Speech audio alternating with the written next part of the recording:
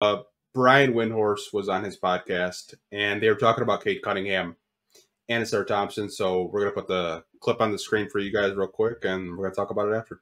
Yeah. You guys know how I feel about Cade Cunningham. I think it's breakout year potential for him, for sure. You know, it's interesting you said that. I was actually with him about, let's say, a month and a half, and he just got back, and it was his first time playing. So we were playing pickup in an open run at Duncanville, and he looked good. He looked really good. He's almost back to the old Cade Cunningham. His pace has gotten so much better. And I got a chance to talk to him about Ausar, and he said he's excited because of the defensive ability that he brings to the team. And I think that him saying that is basically who the Thompson twins are. When you look at both of them, I think they will be extremely successful no matter where they are because of their ability to change the game defensively. With their athleticism, the way that they move their feet, they can stay in front of the ball. They have great hands.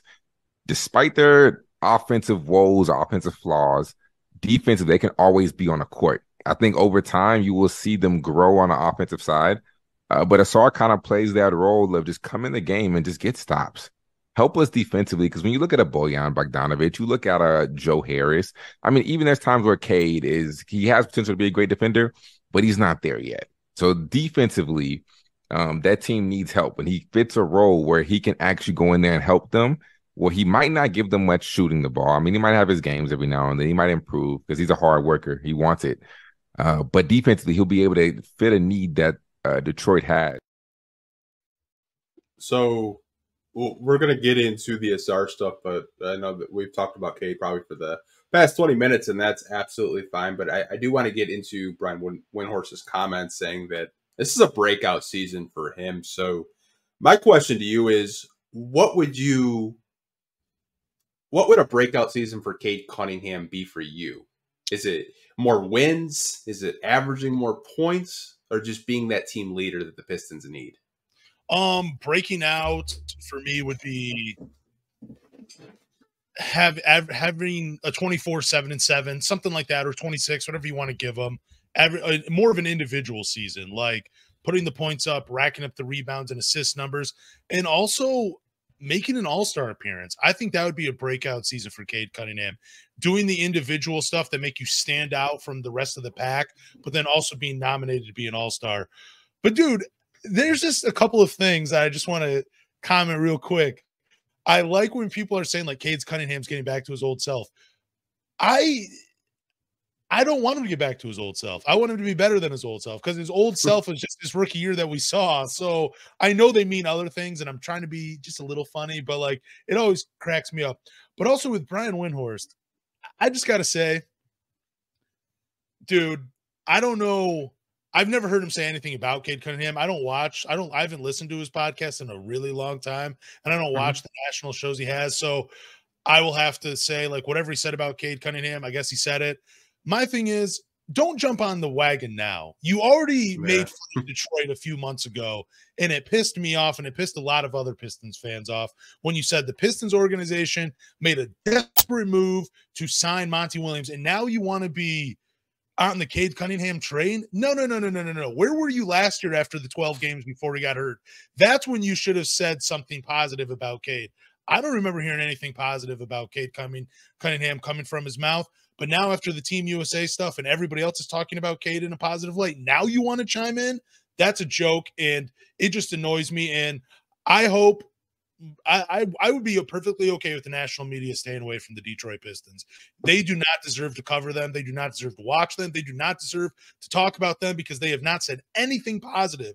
They've all made these crappy jokes about the city of Detroit, the Detroit Pistons organization, the fans, and the players, and they don't deserve it. They do not deserve what's coming in Detroit to be able to talk about it.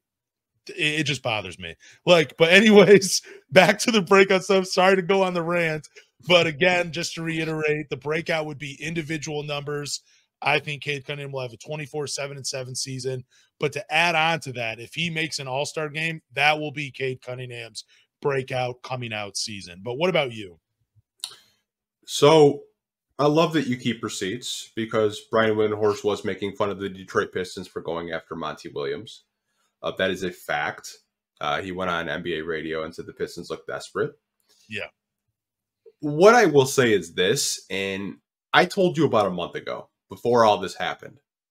I said the national media is going to be praising Cade Cunningham left and right. Just wait for it. It's going to come.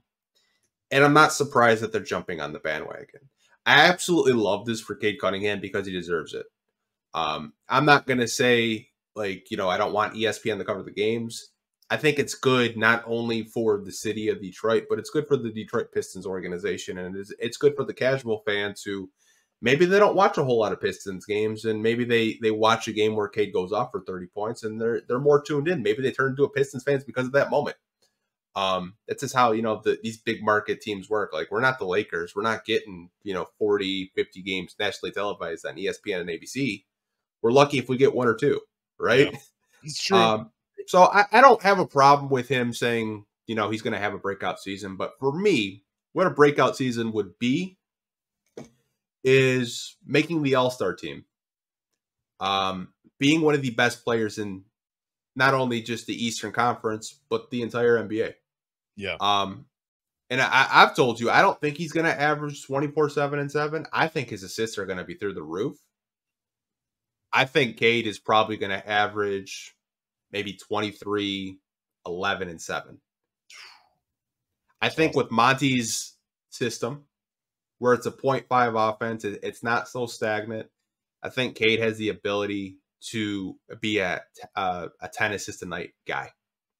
From everything that I've watched through his rookie season, I remember watching him at Oklahoma State and the 12 games that we did get to see him this year. He has all the tools to be a 10 assist a night guy if he wants to be. He's got all the tools to be a 30-point per game scorer if he wants to be. So I think for me, like, a breakout season is team success, making it all-star game, and, you know, just showing people night in and night out, I'm the best player on my team and I'm going to beat you night in and night out. And I think he has all the tools to do that.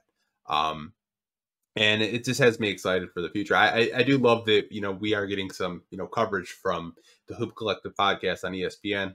Love that. But I wanted to get into what they said about Ausar Thompson, right? And I think we both agree, great player. I know you weren't the highest on him because you were kind of, you didn't know if, you know, the Overtime Elite League was the best talent, but we got to watch Summer League. We saw the Rico Hines clips.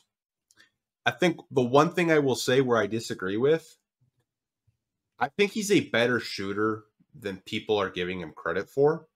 And I think he's had the last 2-3 months to get better at shooting each and every day.